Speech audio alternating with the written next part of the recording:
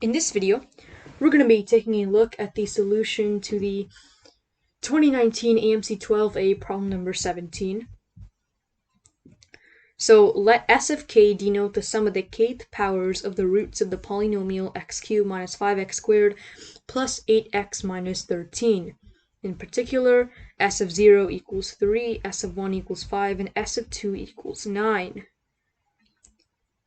Let a, b, and c be real numbers such that S of k plus 1 equals a times S of k. So we're given this condition is true. A times S of k plus b times S of k minus 1 plus c times S of k minus 2 for k equals 2, 3, and so. What is a plus b plus c?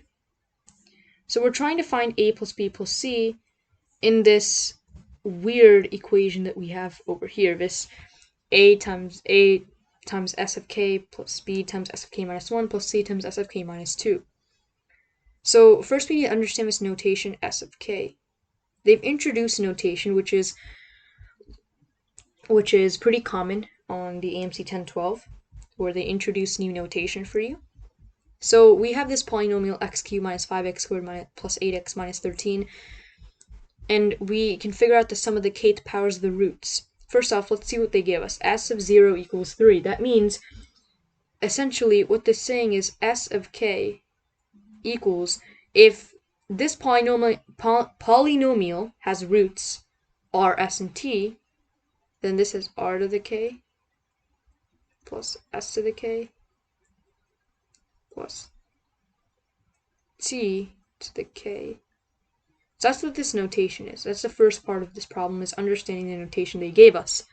The second part is noting that if this notation is true, then we have S of 0 is 3, makes sense since r to the 0 is 1, s to the 0 is 1, and t to the 0 is 1, since we know 0 can't be a root of this polynomial, since if we call this p of x, p of 0 is negative 13. So we have 3 roots, so since it's degree 3, so it's 1 plus 1 plus 1, which is 3. We have s of 1, which is basically raise them to the first power. That's just the sum of the roots. We could have figured that out anyways because we can look at the coefficient over here, but that's good to note that we have r plus s plus t equals 5. That's the sum of the roots. And we're given that s of 2 is 9. That might be useful. Let's write that down. R squared plus s squared plus t squared equals 9. And then we're on from here. Now, we want to try to figure out S of 3, right? That's the next step in this problem, since we're trying to find a plus b plus c, and we need more information about this weird thing. So we're going to stick in values for k. We're going to set k equal to 2, since 2 is one of these numbers right here. Since it doesn't work for 1 and the other ones, since it's kind of like a recursively defined function, but not a recursively defined function, but whatever. So S of 3 is r cubed plus s cubed plus t cubed. And we can easily figure this out because the degree of the polynomial is 3, right? It's a cubic. And if we have a degree n, if you want to find the sum, like this expression, it's pretty easy. We know r is a root of this, so we can set r cubed plus 5r squared plus 8r minus 13 equals 0, since that's what it means when you have a root, and this is supposed to be a negative. Let's change that up. Negative.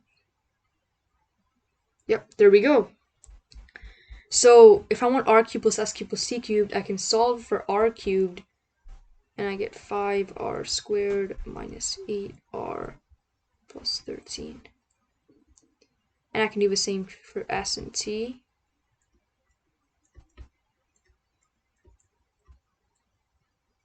C cubed is 5t squared minus 8c plus 13 is what I'm given here.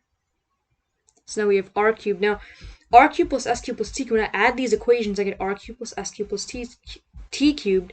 That's 5 times r squared plus s squared plus t squared minus 8 times r plus s plus t plus 13 times t is 39. But we also know something else. We can figure out S of 3, but we notice that this notation is pretty close to what we have usually. These systems of equations is just it just represents S of 3. So everything that we've written down here is just part of something bigger. This is just S of 3. Correct? This is just S of 3. And this side over here is S of 3. This is this mess. This side. It looks like it at least. So if we're right, let's just set k equal to 2 and see what we get. Right, we have S of 3 equals, which is r cubed plus s cubed plus t cubed equals, now this piece is a times s of 2. S of 2 is r squared plus s squared plus t squared. We know that's 9. Before we stick in 9 there, we note that this expression is negative 8 times r squared plus s squared plus t squared. Right, from this over here. So this is negative 8 r squared plus s squared plus t squared. So this is negative 8 times s of 2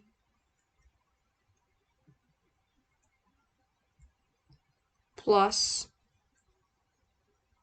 then we have, or no, never mind. It's 5. I made a mistake over there.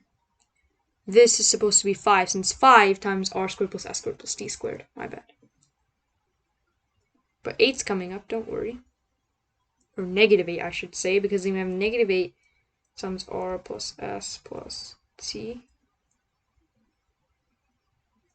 8 times r plus s plus t.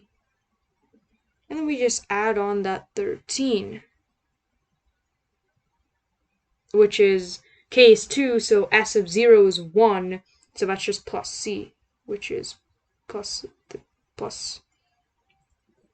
it's plus, what do you call it? 13 times 339. Right, so that's what we have here. And what we can do is, I'm going to rewrite this. It's negative 8 times s of 1. Right, that's what we're trying to rewrite this in. And then plus, obviously, c is 39 times s 0. And this is in the form that they want it in, right? This is in the exact form they want the equation that we have over here, right? So as a recap, we have 5 times s2, r squared plus s squared plus t squared, negative 8 times s1, r plus s plus t, and then we have 13 times 3 is 39, and times s of 0, which is just 1, as we note from here. So, therefore, we can say that for s of k plus 1, to show that this is true for all k, such that k is 2, 3, and so on, you can essentially, what we're going to do is, all we're doing here is multiplying by a power of r, s, or t. If I multiply this top equation here by r, I get r to the 4 equals 5r cubed minus 8r equals 13r. 8r squared, my bad. So, we're not changing the coefficients. The coefficients remain the same. So therefore, we can say the coefficients remain the same. All we're changing is the exponents. A equals 5, b equals negative 8, and c equals 13. And I messed up. I hate myself. I want to